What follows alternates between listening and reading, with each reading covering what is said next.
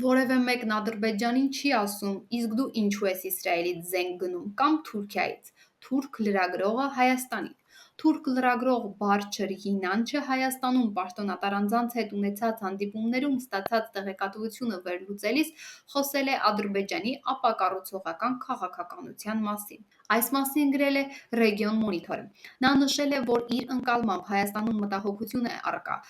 որ Ադրբեջանը ռազմական ճանապարհով կարող է փորձել վերցնել այդ միջանցքը, որը Հայաստանի տարածքով է անցնում։ Նա այդ մտահոգությամբ է բացատրել Հայաստանի պաշտպանական քաղաքականությունը։ Հայաստանն այդ իսկ պատճառով Ֆրանսիայի, Հնդկաստանի նման երկրներից զենք է ձեռք բերում, իսկ Ադրբեջանն ասում է չեղարկիր այդ զենքի գնման պայմանագրերը։ Ինչու ես զենք գնում։ Զենք ես գնում նշանակում է դու խաղաղություն չես ցանկանում։ Այս տարածաշրջանի համար սպառնալիք ես ներկայացնում, ասել է վերլուծաբանն ու շարունակել. շատ լավ, բայց Ադրբեջանն էլ Իսրայելից է թե հետախուզական տվյալներ եւ թե զենք ստանում։ Որևէ մեկը Ադրբեջանին չի ասում՝ ինչու ես Իսրայելից, ինչու ես Թուրքիայից զենք գնում։ Իսրայելի նման մի երկրի պաշտպանական արդյունաբերություն է աջակցում, որը 50,000 պաղեստեցու կյանք է խլել։ Ամենայն հավանականությամբ դա իրականացրած ռազմական ինքնաթիռների վառելանյութերն է այնտեղ ուղարկվում։